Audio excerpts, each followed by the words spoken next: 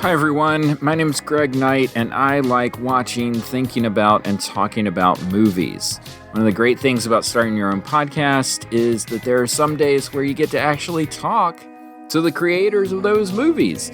Our series, Under the Stole, is where you can find those conversations. I've had the opportunity to interview award-winning directors, up-and-coming documentarians, and even a legit Abraham Lincoln historian.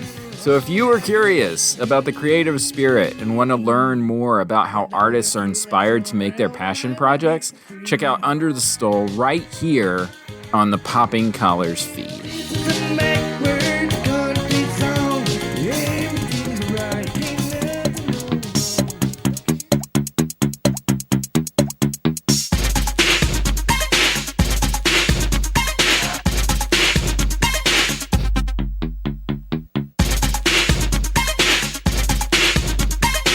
Hi, I'm Greg. And I'm Betsy. And this is Going on 30, a Popping Collars side project where there's no crying. There's no crying in podcasting. That's not true. If you listen to Popping Collars, there is sometimes crying. That's not always true. Sometimes that's all the podcast is just crying. It's just crying. There's no crying about movies that were nominated or should have been nominated for Best Picture 30 years ago. This month, we're looking at A League of Their Own. I'd like to lead you all in a little prayer. Dear Lord, may our feet be swift, may our bats be mighty, and may our balls be plentiful. And Lord, I just like to thank you for that waitress in South Bend. You know who she is. She kept calling your name. This summer, Tom Hanks is managing the impossible, the Rockford Peaches. Go Peaches! Who says girls can't play baseball? Who says women can't throw? Slide! Slide! Thank you! Give them a league of their own to play. Then stand back and get out of their way. That sounded good. So let's all root for the girls' team. Let's give the poor coach a break. Still missing the cutoff man. Now, that's something that I would like you to work on before next season. 'Cause it's Flash, Flash, we're having a bash at the old ball game. Got him! Columbia Pictures would like to take you out to the ball game for an all-star comedy. They'll pay you $75 a week. We only make 30 at the dairy. Well then, this would be more, wouldn't it? The manager, Tom Hanks. Are you crying? There's no crying! There's no crying in baseball! The catcher, Gina Davis. What do you say we slip in the back seat and you make a man out of me? What do you say I smack you around for a while? Can't we do both? The pitcher, Lori Petty. I made it! I'm a peach! A Rockford peach! The scout, John Lovitz. Are you coming? See how it works is, the train moves, not the station. And batting cleanup, Madonna. What if my uniform bursts open and oops, my bosoms come flying out? You think there are men in this country who ain't seen your bosoms? A League of Their Own. All right.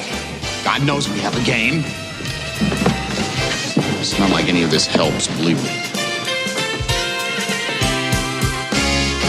Directed by Penny Marshall. Betsy, I have a brief description of this movie. Would you like to hear it? Yes, please.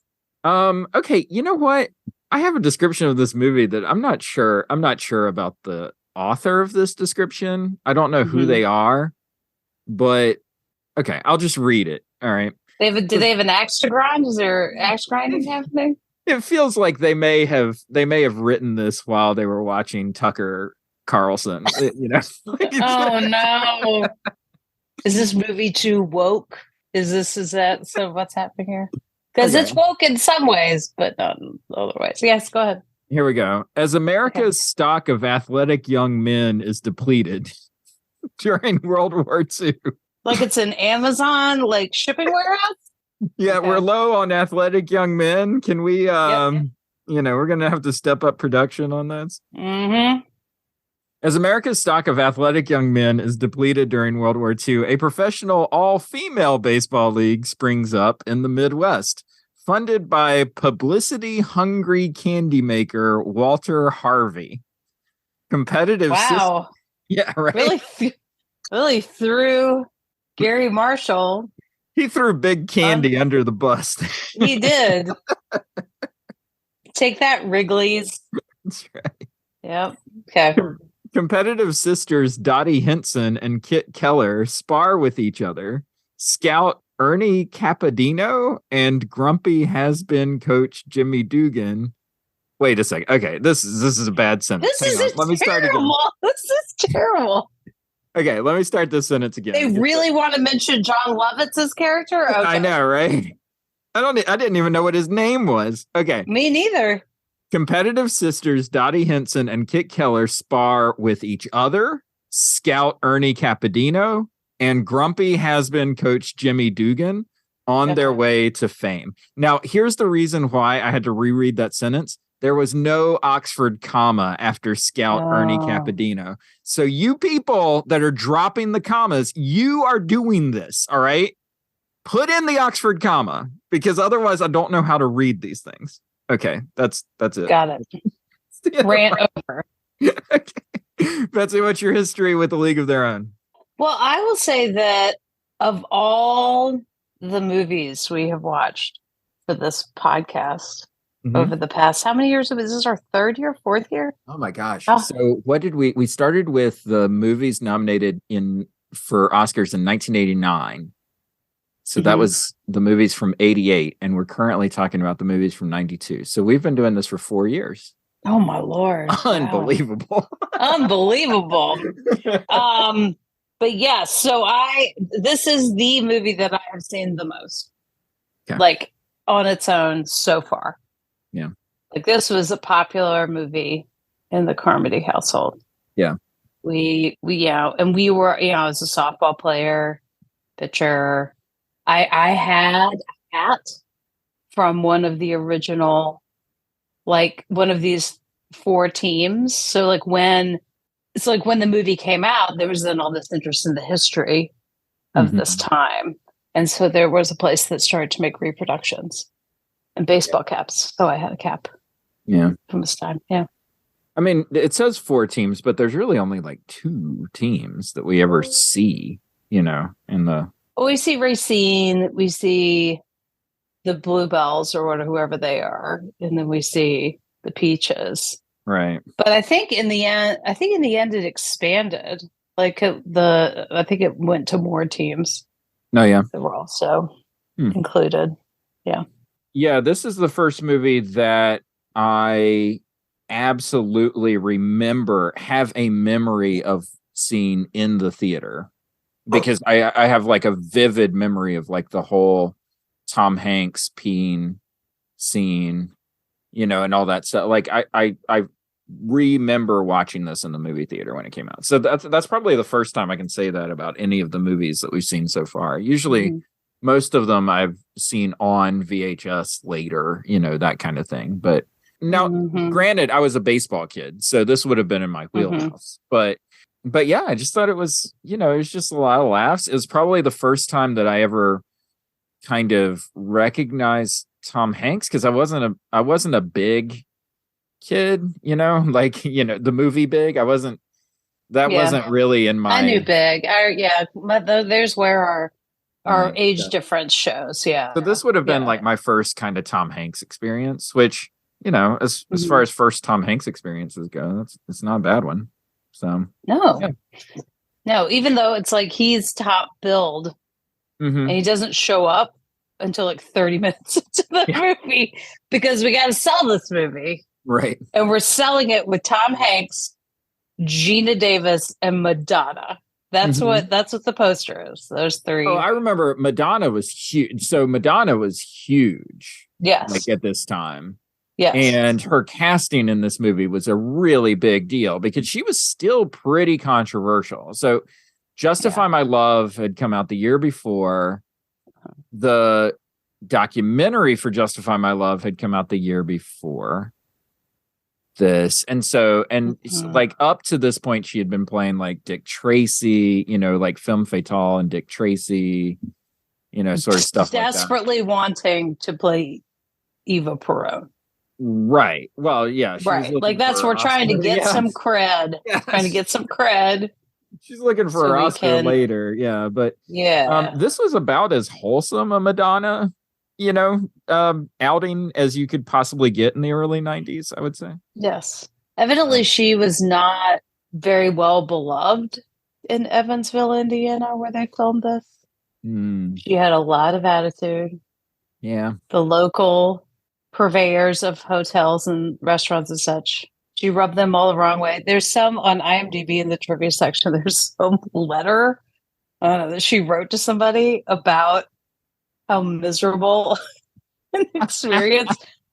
She's like, friends, there are some people here who are nice, but I'm surrounded by athletes, not actors.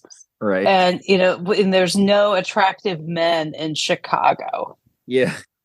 They're all in New York. I just want to come to New York. Wow. So I try to divorce that knowledge that I now have from Madonna. My enjoyment of All the Way May. Madonna ingratiating herself to the Midwest. Just man, cool stuff. Not great. What are your initial thoughts on A League of Their Own? I haven't seen it so many times, but it was interesting watching it again, right, with kind of my lens on for this project that we work on and evaluating things. So there are these elements too. It's similar in a way to Dances with Wolves that feel very progressive, and there's like a lot going on here that seems great. And look at this female empowerment, and these girls just want to play ball. They've been playing ball in other places. Evidently Lori Petty was the only person, at least in the main core cast, who had grown up playing on a boys' baseball team. And but that they all really committed to kind of learning how to do this and wanting to do this. So the story I really appreciate, but then it's interesting that we still have some of the jokes about body type and attractiveness that are still like easy jokes. And that's like, we're going to make a couple of jokes about Rosie O'Donnell's butt. Right. He's going to spit and throw up and want to drink liquor when he kisses an unattractive old woman. So there's a few things that are still kind of like, okay, we can come so far, but there's still going to be some gag lines and laugh lines that we are going to go for in this flick. Well, I'm just wondering, is that part of the sort of Marshall family of it all? Though it's like, sure. Penny Marshall was raised in this world of TV sitcoms, and Gary Marshall is very much in this sort of world, and it's like I just think that the Marshalls have like, I don't know, like a Mel Brooks style of comedy. It's just kind of it is what it is, and it's always funny. Yeah. Because when I mentioned that to my sister, she's like, well, do you think that's them? Is that the 1940s of it? Or is that the 1990s of it? And I said, well, I think it's the 1990s of it. Not the 1940s of it. But, I mean, overall, just a great, solid cast. I do agree with my sister that, and she is not a fan of Lori Petty, and that Lori Petty is really annoying in this. Her character is really annoying. He's just a whiner. Yeah. And then maybe Emily's particularly offended being a younger sister. I don't know. Yeah. But I agree. Like, Lori Petty's character is really annoying. I don't know. I may be a Lori Petty apologist by the end of this podcast. I think you might be. And there are several people who were in that Gina Davis role before Gina Davis was in that role. Like, Deborah Winger was in it. There were some other people who had to drop out. Yeah. Like, I can't imagine now anybody else doing that. I thought at the beginning and at the end that the older version of Gina Davis was Gina Davis. Really? You didn't know that? I didn't know that. I did not know it was Lynn Cartwright, because they dubbed her voice with Gina Davis's voice. And I thought it was just really good makeup. And I figured that out. I was this many days old when I figured out that was not her. Right. But it is striking. Like she is now almost the same age as Linda Cartwright was when they filmed that in her early 60s. Yeah. Yeah. And so it's amazing how much they actually look I would like, say the makeup is actually really good. The old age acting is pretty rough. Like the acting in those phases. The older Lori Petty, equally annoying, equally weird and annoying when she hugs her and does these weird eye things. I don't like it. Like the older scenes are pretty rough. The look is really amazing. Betsy, you have stumbled into already. Oh God, so early. Top 5 old age performances. Oh Lord. In movies. Top 5 old age performances in movies. Now, is there an honorable mention? There is an honorable mention. No, I'm saying top 5 old age performances, but really what I mean is like top 5 like makeup, like old age makeup in movies, and the performance is really good that goes with them too. But yes, I do have an honorable mention because it's not from a movie. It is Vicki Lawrence from Mama's Family. She looks great. It is not a movie. That okay. So that's a wig doing a lot of work. She looks great. I don't know whether it's a wig and a sweater chain, you know, like the thing where you're wearing your sweater over your shoulder, but your arms aren't in it, and you just got a sweater chain. So that's a wig and sweater chain. I would say makeup. I'd use that rather loosely. Yeah. Okay. She's like 20 years old when they're filming. Okay. Number 5. Number 5. What do we got? Your mileage may vary on this one. I'm going with old/young Brad Pitt from The Curious Case of Benjamin Button. Oh man. Now, if you don't mind creepy looking old babies. Right. This movie's for you. I don't think I've ever seen this movie. Really? I don't think I watched this film. I allowed this film to just drift on by. Well, while you're waiting for Cate Blanchett to win her next Oscar, you can catch up with this movie so that you can see where she started. Thank you. All right, number 4. Number 4 is Eddie Murphy in Coming to America. Yeah. Really good stuff. Yeah. Really good stuff. Yeah, barbershop stuff. Great. That's right. That's great. All right, number 3. Taste the soup. So those were my 2 funny ones. The next 3 are actually legit. It's incredible to me, the old age makeup in these. F. Murray Abraham from Amadeus. Oh, it looks like F. Murray Abraham from The White Lotus. If you go back and see Amadeus from back then, it looks exactly like he looks now, 40 years later. That is true. All right, cool. Number 2? Number 2 was Marlon Brando in The Godfather. Old Vito Corleone. Was he actually being aged? So he was like 40s when The Godfather came out. And old Vito, you know, with the orange slice in his mouth and stuff like that, kind of looked like old Marlon Brando. Yeah, I would agree. Yeah. It's weird now. I like age him forward in that because it's so accurate. Okay. Yeah. All right. Here we go. Drum roll. Number 1.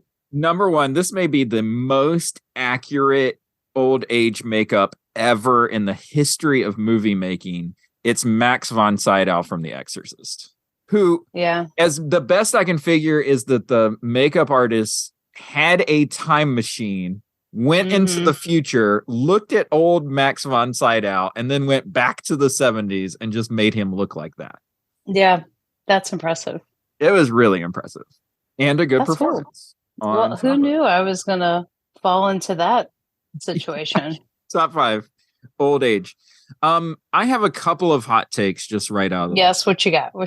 Number 1, I had big accidental tourist flashbacks during this. I think it was during the opening. No, it was not about the movie itself. No. It was during the opening credits, and I see Gina Davis and Bill Pullman, and I'm like, oh no. The last time Gina Davis and Bill Pullman were together, it did not go well. No, but he's in it for a hot second. Right. He gets an and Bill Pullman. And Bill Paxton? No, slash that out. Pullman. No. There we go. Yes. Yes. Hot take number 2. Madonna has a better baseball swing than Tom Cruise, which I don't know how that's possible, but she's solid. Her swing is solid. Cruise should have taken his swing is terrible. His swing is terrible. Her swing they did like a month-long camp, essentially, with these players. I mean, here's the thing with sports movies. You gotta get the sports right. If you don't get the sports right, like it just doesn't work. Like, you just like, what am I watching? Yeah. Yeah. I mean, and they made them play like unscripted innings because they had to get a ton of footage. Mm-hmm. And they're playing at like 100-degree heat in wool. Yeah. Like it was tough. Yeah. It was tough. The only other thing that I have is just a question, which is, do you think that Dottie drops the ball on purpose at the end of this movie? Oh, it is hotly discussed and debated. I do not. You don't? Because I do not. Because I think she is too competitive. Yeah. Very competitive. And she got plowed over. Right. I think that's hard to hold on to. I don't think it changes how much sisterly love is present in the movie if she did not mean to drop it, Well, let me ask you this. Would you drop it for Emily? Hell no. No, we play board games. We teach our children that sometimes you win, sometimes you lose. Like there's no taking it easy on people. Wow. Yeah, no. Mm-mm. I let my youngest win Mario Party all the time whenever we play. I'm just like, I just throw the game to her all the time. But you're saying I should be more ruthless. And I'm saying that if she needs to, because then she's going to get in some situation where she loses and she's going to not be great about it.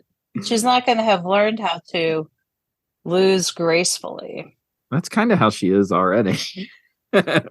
She already doesn't lose gracefully. Yeah, she already pouts. So it's like, that's kind of why. Yeah. Don't, Greg. You need to chill out, kid. Here's a win. Oh Lord. I think she drops it on purpose. I think it's the sisterly love thing. I think she's like, it means more to Kit than it does to me. And that's maybe it's subconscious, but that's enough for her hand to open up at the end. I don't think so. I feel like she would not let down her whole team for that relationship. It's also like, it's interesting. Like they played around, I guess, with different types of things. There was a scene that they filmed and screen tested with Dottie and Jimmy kissing. Like the two, like them sharing like this, like they're at the ballpark late at night, like that sort of thing. Yeah. And it did not test well. Like the studio had wanted them to kind of, because it's like, you got these great stars, why aren't we using them in this way? And so, but that messes with the relationships, I think, because what I like about this movie is that it pulls on the idea of team for me. Yeah. We all know that I love movies where you get a group of people coming together, common goal, getting it done. Yep. And like this has that in spades. Yeah, that's not the story they're telling. Like, it doesn't make any sense to have that scene. And did you watch that deleted scene on YouTube? I watched it and I was like, this is not the story. Like, this doesn't fit the movie. Like, I get it, but it doesn't fit the movie. Yeah. And the women who were, because this is the other thing I was thinking while watching this is we're talking about a generation that is passing away, this World War II generation. And the women who were actually in these baseball leagues are also passing away and were consultants on this movie. Yeah. And they said, we weren't sleeping with coaches. Right. Like, like I mean, this is first like, of all, gross. That is not accurate. And no, thank you. First of all, baseball players are legit some of the grossest people in the world. Right. Especially drunk, retired whatever. Like, no thanks. Yeah. So what is your best scene from the movie if it's not the deleted scene of Hanks and Davis kissing face? I think for me, it's more that montage when Jimmy's kind of turned it around. Mm-hmm. I think that's really when the team really comes together, it's that good feeling. Like I did have some feelings about, I hadn't really appreciated the Gary Marshall Tom Hanks scene enough until I watched it this time when he's hiring him up to do this job. But after Jimmy kind of wakes up to the fact that he's got a real team on his hands here, and it's them hustling to the bus, you're killing me, Alice, you're killing me. Mm-hmm. And the, Stillwell Angel has eaten the lineup, and all of that, when all of that's coming together, and then you get the reprise of, when she screws up again and throws to the wrong place instead of yelling at her, right? Takes a different route. and that it's when you get Hank's kind of turn on in that way. And then you see, him and Dottie chewing tobacco together, Dottie able to give him that Coke instead of, the studio wanted Dottie to have saved Jimmy from drinking, right? But they don't go so far as to her giving him some sort of speech. They're teammates, and so she's able here, take a Coke. I will say that bus scene between Hanks and Davis, that was like a movie star scene. That actually was really good. It popped off the screen because they had really good chemistry, but also it's like, well, let's put our two stars in a scene together and see what happens, and it shows through. It's a really good scene. Mine is depressing. I hate this, but it's like it's like, why would you pick that in a comedy? But it's the telegram scene. I got a telegram from one of you ladies from the War Department. Oh my God, Ernie. Let's see. Boy, I hate these. These are the worst. Least the Army could do is send someone personally. Tell your husband's dead. Darn, I had the name right here. Well, now I gotta go back and get this straightened out. Sorry. Just give me the telegram. I can't. I don't have a name on the checklist. Just give me the telegram. Hey, this is official. This is from the War Department. Come on. That's official business. I'm coming.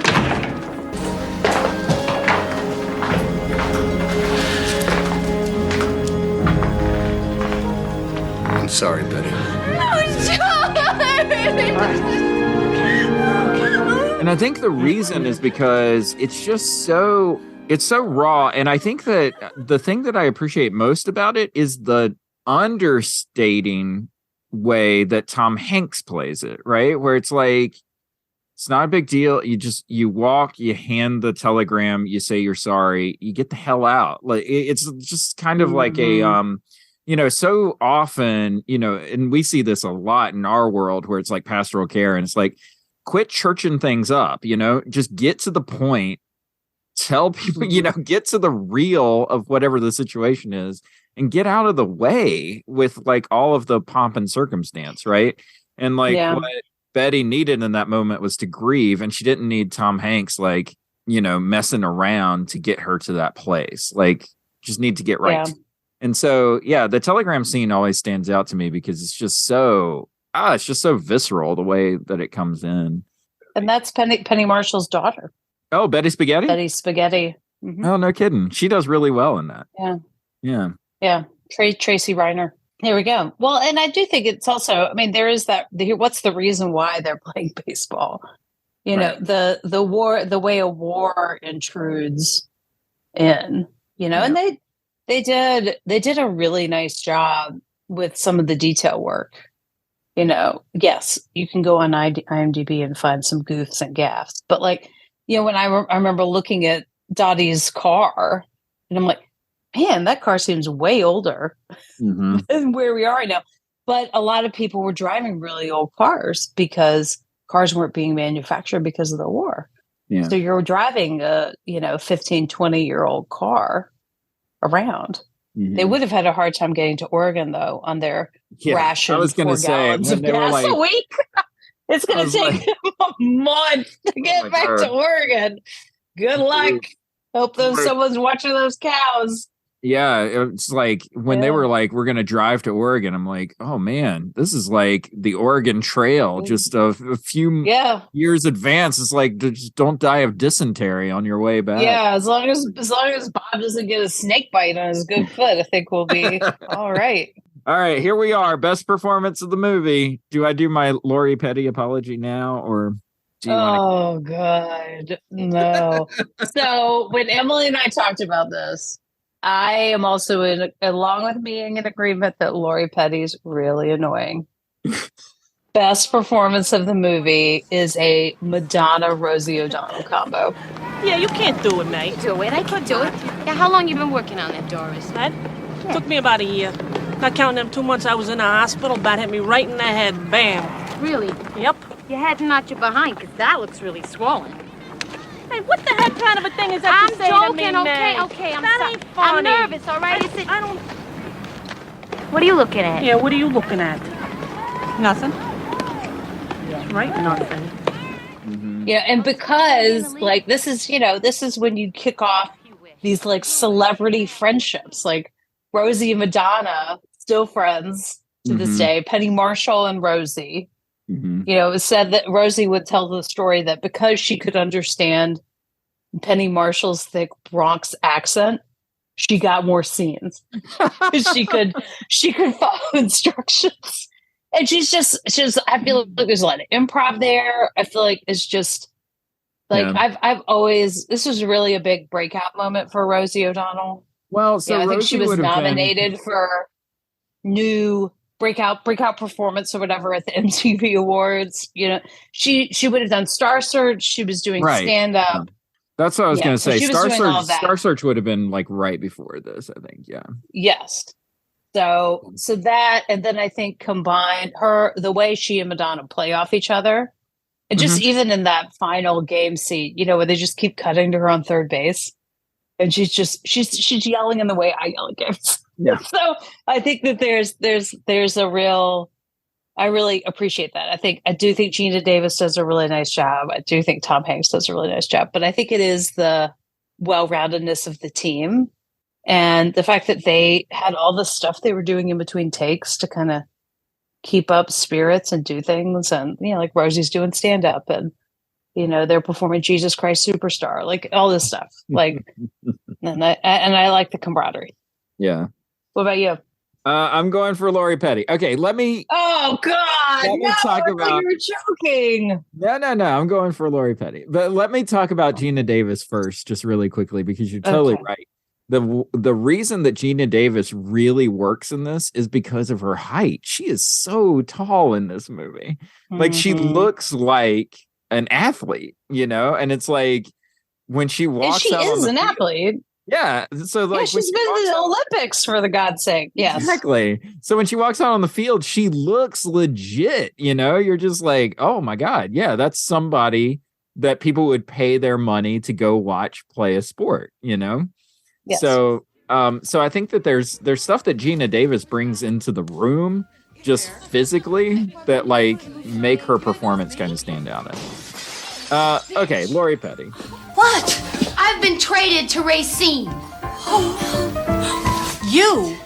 I told him to trade me. Oh, yeah, they'd really trade you. Miss Star, Miss Perfect. You know exactly what was going to happen the whole time. I didn't. This will be better than the I gotta see. I'll quit, okay? I'll quit. Is that what you want me to do? Sure, then everybody will blame me for you quitting. Well, what do you want me to do? I'll do it. Stay away from me. Just leave me alone. That's what I want you to do.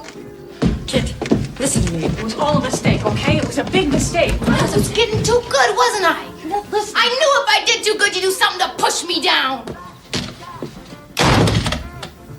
Yes, the character is annoying. I think that that's part of the work of like Lori Petty doing a really good job with this role. I think the role of Kit is supposed to be annoying. Like, I don't think that we're supposed to sort of side with her. So it makes her redemption at the end of the movie, which I think that the reason that you get Lori Petty is for that closing scene where they are finally able to reconcile with each other. So if Lori Petty's not absolutely on your nerves by that point, Like that scene just doesn't quite land in the right way. And like when she's skipping off to the bus, like at the end and starting her own life, like I feel like, man, good job, Lori Petty. Like you've accomplished what you set out to do. Your character went from one place at the beginning of this movie to another place at the end of this movie. And I don't know. I feel like there's like she's able to show that growth in a real way. And it should be said that I have maybe thrown my glove or bat in the same way that Lori Petty did after like being pulled from a game or striking out or something like that. I get that frustration and I kind of understand what she was going for in those things. I think Kit needed to lose a little bit more at Mario Party. That's what I think. God bless her until the next time she screws up and pitches another fit. But what I do think, so I don't find Lori Petty globally annoying because right. I love her in Station 11. Yeah. I like her character in Orange is the New Black. Right. I think that she's really come into her own in kind of embracing where she is now. And I love it. I think that those elements of her performance have been really amazing to me. So yes, it's not a global issue with Lori Petty because I liked her in Point Break too. Absolutely, but she's and maybe she really is with Kit Keller, and not with Lori Petty. Maybe. Who knows?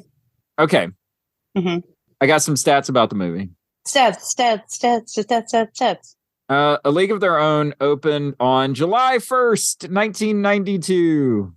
This was summer. Yeah, this was the big. Let's go, movie. 4th of July. This was the summer event of the summer. What's more American?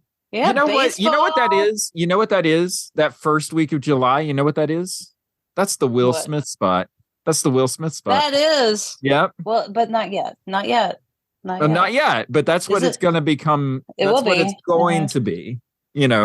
Towards the end of the 90s. Mr. 4th of July. Right. That's right. So League of Their Own got the Will Smith spot. Good for them. This day in 90210.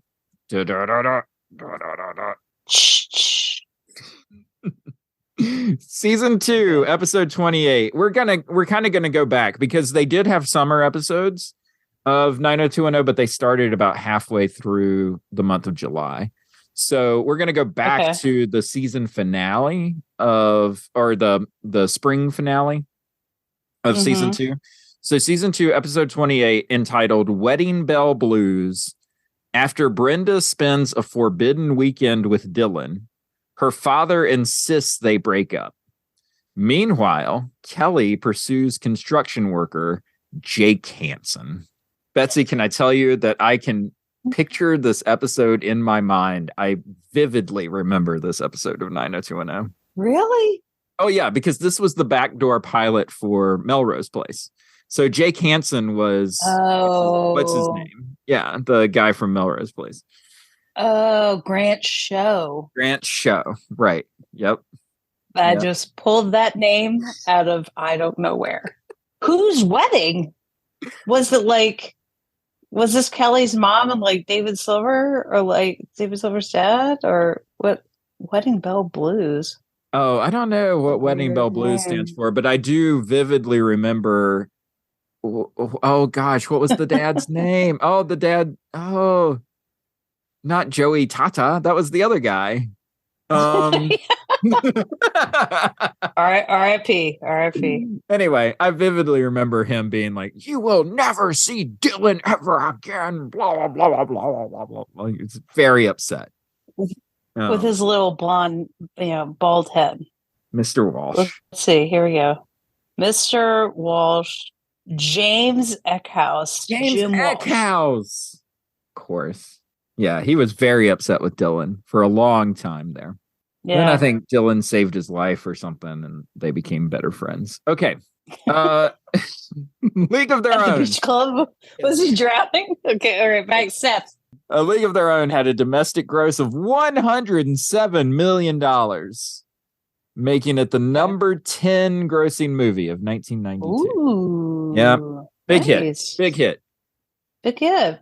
It was the number 688th top grossing movie of all time. We're gonna get some good ones. Okay, I'm into it. What we got?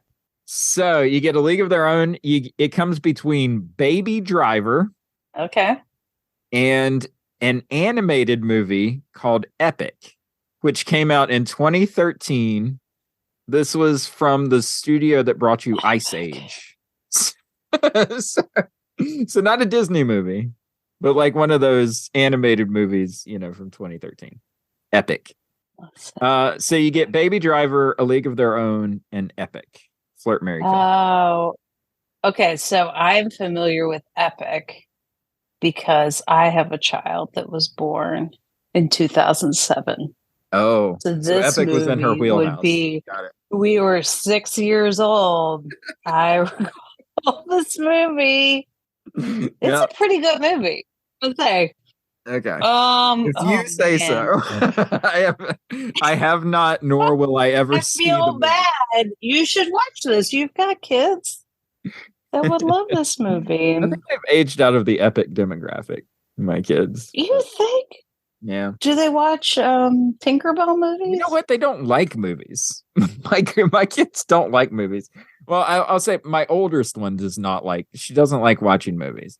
My younger one, she really likes Jurassic Park.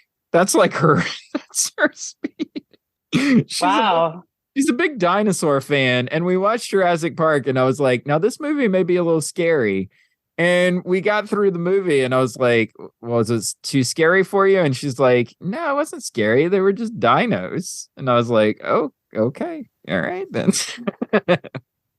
Now I'm imagining the world, the miniature forest world of Epic being just a big T-Rex when it comes down, and she would love it. That's right. Okay. All right, so this is tough because I feel like these are some fun movies. So I think I'm going to flirt with Baby Driver, marry A League of Their Own, and sadly I'm going to have to kill Epic because I feel bad though, but that's just by process of elimination. Yeah, so this is my answer as well. Fun fact about me, I am an Edgar Wright fan. I have never seen Baby Driver. So I thought you were going to say that you can drive getaway cars. No, that's not a fun fact. But I know it has the guy from West Side Story in it. Yes. I think he's problematic now or something. I don't know. Anyway, all that is to say that I have not seen it yet. I would give it a try more than I would give the movie Epic a try. Definitely. Gotcha. Gotcha. A League of Their Own had an 81% on Rotten Tomatoes. Sounds low, right? Yeah, that feels low to me. Low. Yeah, that feels low. That. Yeah, we were just, I mean, what did we say for Homeward Bound, or what was it? Howard's End. What did we say? Howard's End was like at 94%. So, yeah, this feels weird. Yeah. Yeah. What do you think Roger Ebert thought of this movie? This has got a lot of Hollywood juice on it. I think he liked it because it's got the Marshalls, it's got Hanks, like it's Davis. I think he liked it. A little humor, a little heart. So let me start. Usually I save the star rating for the end. Let me go ahead and give you the star rating up front. He gave it a 3 out of 4. But let me read this excerpt from his review. He says, the movie has a real bittersweet charm. I mean, does it? Is it because it's like life in wartime? And I don't know. I don't quite know what's bittersweet about it. If Bill Pullman had died at the end, I think it would be a bittersweet movie. But here's what. Well, and I have an opinion on this, but I think it's the lasting theme. So I'll save my thoughts till the end here. I do not have a Janet Maslin review again, but I have Rita Kempley again. So we may just switch. Okay, let's do it. Go Rita. Yeah, maybe. So Rita Kempley from the Washington Post says, graced by Davis and enlivened by Lovitz and the ensemble cast, A League of Their Own. People love John Lovitz in this thing. Okay, keep going. gotta tell you, I barely thought about Lovitz when the credits were rolling on this thing. They wrote this role for him. They wrote it for John Lovitz. Okay, keep unbelievable. Was Lovitz still on SNL at this point, or had he transitioned out? Was this his big thing after his SNL stint? This might have been his big thing after. Okay. Graced by Davis and enlivened by Lovitz and the ensemble cast, it sends us home feeling a little higher, with visions of peanuts and Cracker Jack floating in our heads. Yeah, right. Rita, come on, Rita. It's a little schmaltzy. Let's lighten it up a little bit. Rita. How did it do at the Oscars? Betsy, this movie had no wins and no nominations. Nominations. So it was nominated for Golden Globes. Well, yes, it was, but we still find the Golden Poppers still finds the Golden Globes to be problematic. So, in turn, we will turn to another favorite of ours. It was nominated for 3 MTV Movie Awards. Betsy, Yay! What 3 MTV Movie Awards was this movie not? Okay, all right. So I already said Rosie O'Donnell. Yes. Yes, newcomer, best breakthrough performance. Yes, breakthrough performance. Breakthrough performance. And then I think you got to nominate Gina Davis for her ball catching skills. Yes, best female performance, Gina Davis. Yes.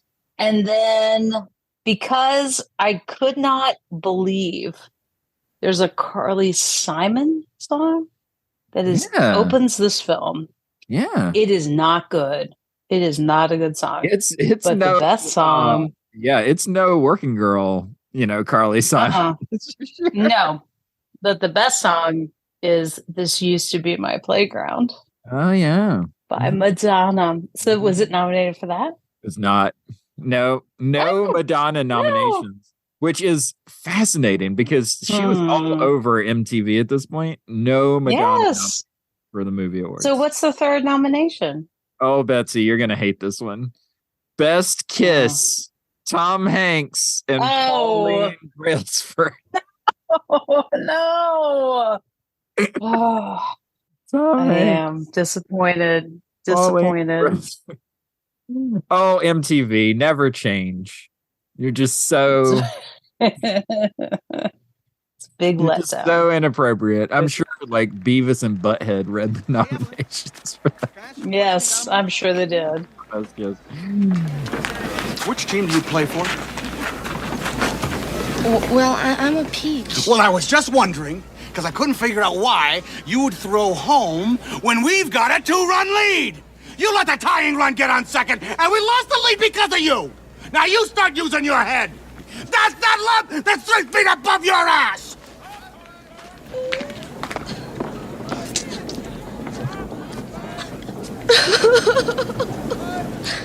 Are you crying? No. Are you crying? Are you crying? There's no crying. There's no crying in baseball. Why don't you leave her alone, Jimmy? Oh, you zip it, Doris. Rogers Hornsby was my manager, and he called me a talking pile of pig. And that was when my parents drove all the way down from Michigan to see me play the game. And did I cry? No. And you know why? No. Because there's no crying in baseball. There's no crying in baseball. No crying. Okay, what is the lasting legacy of this movie? I wrote down women's sports as like a way for us to talk about gender and sports and stuff like that. Just gender in general a little bit too, because I think that there's a little bit of that going on here.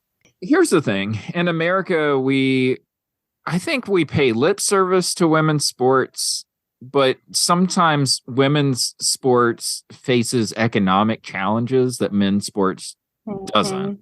I wrote down a few leagues that come to mind when I think of women's sports, because women's baseball is no longer a thing, right?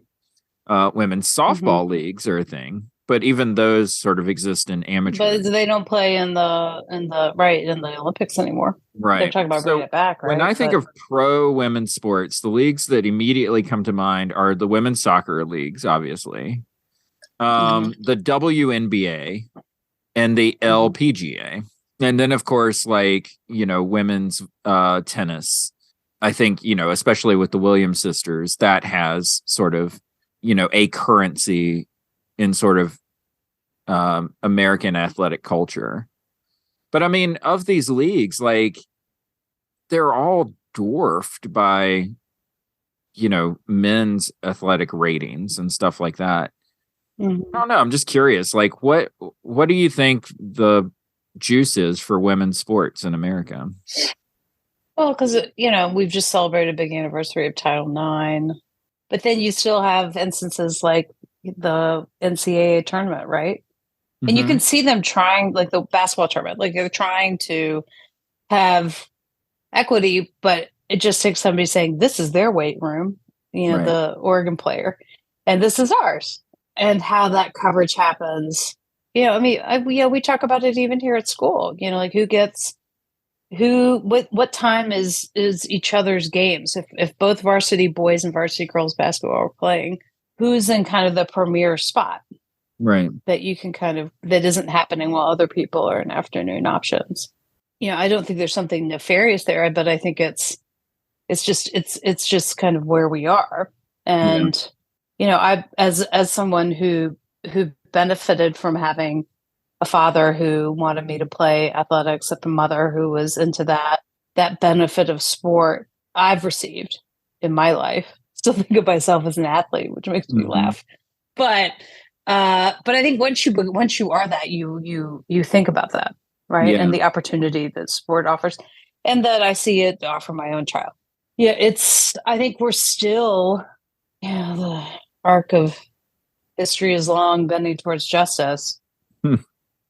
Yeah, the hard thing is that it's bringing something that we want to be equitable and equal in contact with making money. Right. And so where the money is, it's the capitalism aspect of it that screws it up. Yeah. Tony Kornheiser always has the same quote from that he quotes another sports writer called Don Ohlmeyer, who says the answer to all your questions is money. And that's always the answer with sports, right? The answer is money.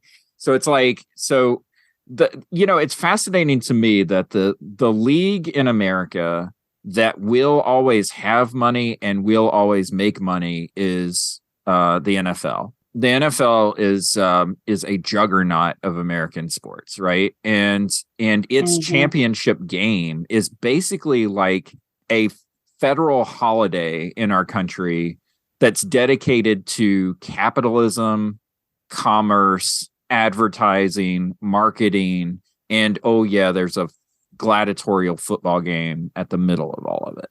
I think the thing about women's athletics is that, yes, they don't have as much money.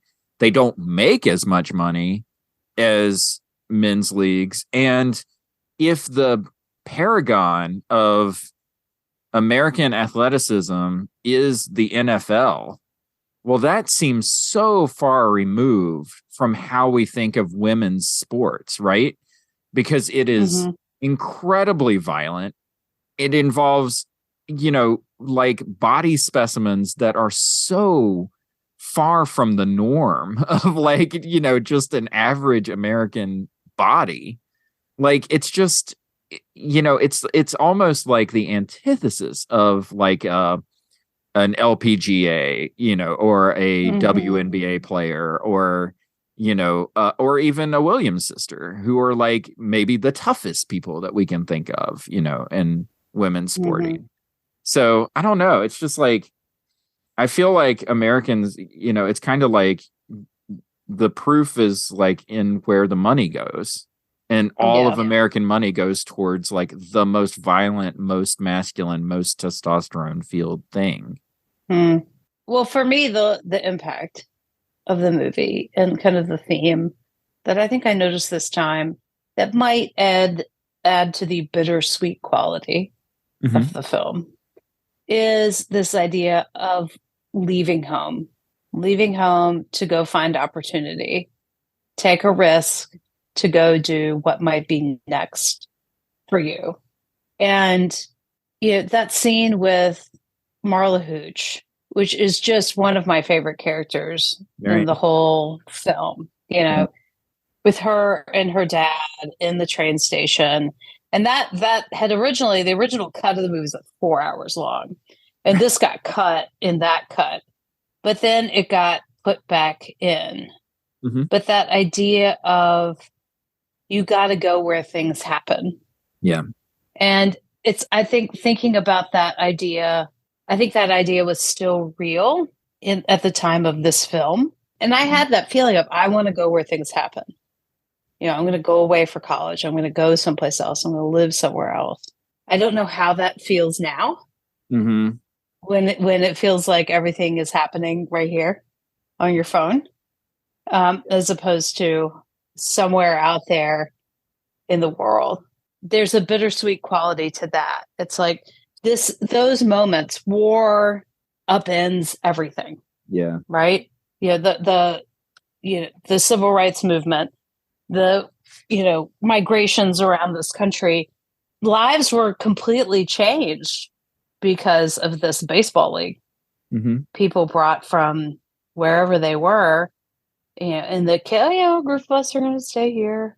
Right. And that completely changes. It happened to my grandparents. They were moved around when my grandfather worked for the health department during the war, and they were stationed. It was the first time my grandmother had left. A family member of mine had left Connecticut in 350 years. Wow. And they were moved south and lived in Florida, New Orleans, and then had looked at each other and were like, hey, we don't have to go back north. We don't have to go back to Boston and Connecticut. We could stay here. And then they end up in Tennessee. And they end up saying, oh, there are no congregational churches around here. We'll go to the Episcopal church. Hmm. And here I am working at Episcopal High School. I mean, like, lives are changed. Yeah, absolutely. In these upheaval moments. So I think that there's a bittersweet quality to that you have to sometimes leave home to find it.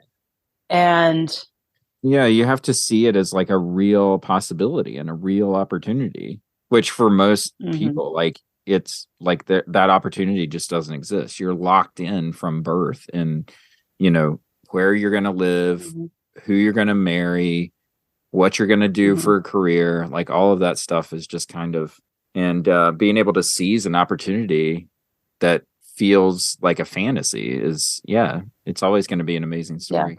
Hey, a real quick question, just to wrap up this whole sort of section.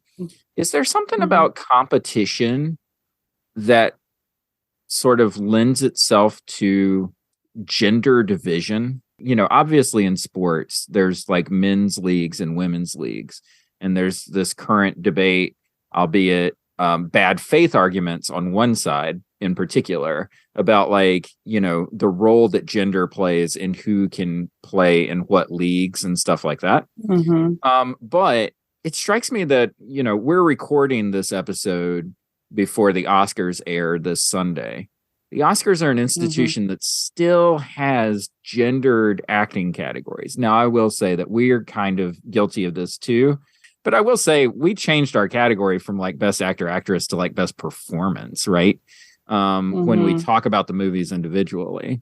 What is that about? Is it because the Oscars are a competition that like roles have to be gendered?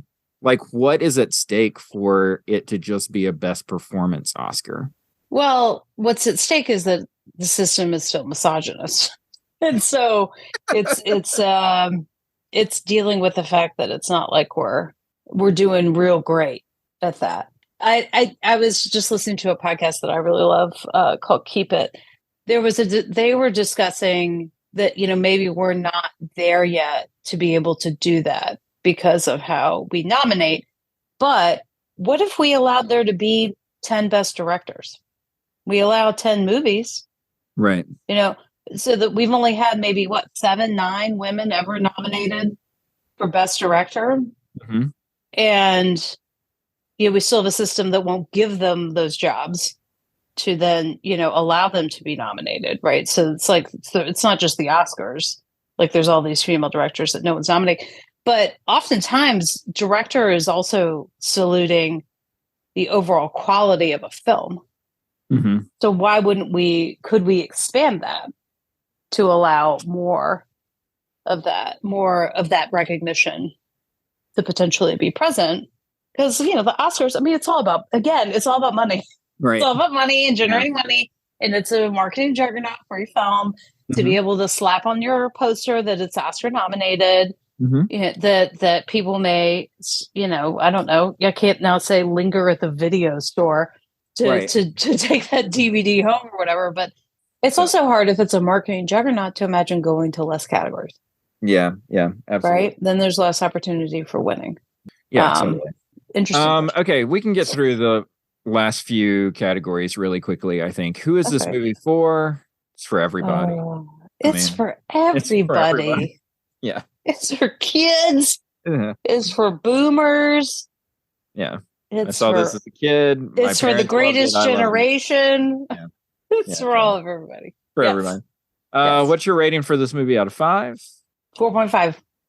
Oh, okay. I went with a 4. Give it a 4.5. Would you say it's above or below The Crying Game? I didn't have to rank The Crying Game. Well, it was ranked 4.5 for you. So above. And it only loses 0.5 because of Lori Petty.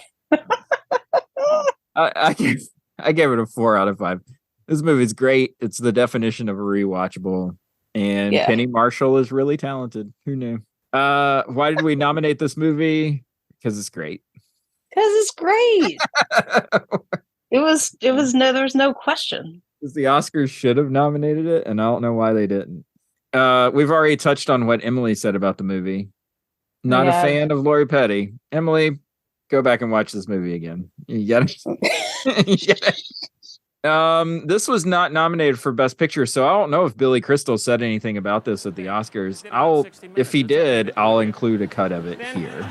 A League of Their Own, the story of the women's baseball team, was wanted you to notice Madonna's performance in that. So they sent from the movie her bustier and cup, which I thought was interesting. It was for Best Supporting Actress, and see that? Okay, so that's it. A League of Their Own in the books. Yep. Next up, Betsy, we are back in the world of Spike Lee. Here we go. We've been away from Spike for a while. Gosh, Do the Right Thing, I guess, was our last one. I think so, yeah. Because we didn't do Jungle Fever. Yeah, so Malcolm X is our next movie. Malcolm X from Spike Lee. Let's do it. Masterpiece from Spike Lee. One of Spike's, is like an epic. So settle in. I think we've got like 4 hours of Malcolm X. I think we do. I'm ready. Betsy, thank you for playing ball with me today. Should we play 2? Play 2. Yeah, double header. Yeah. Run it back. Do the pod again. Let's do it. Let's go. 100-degree heat. I'm wearing wool. Let's do it. All right. We'll see you next time. Bye.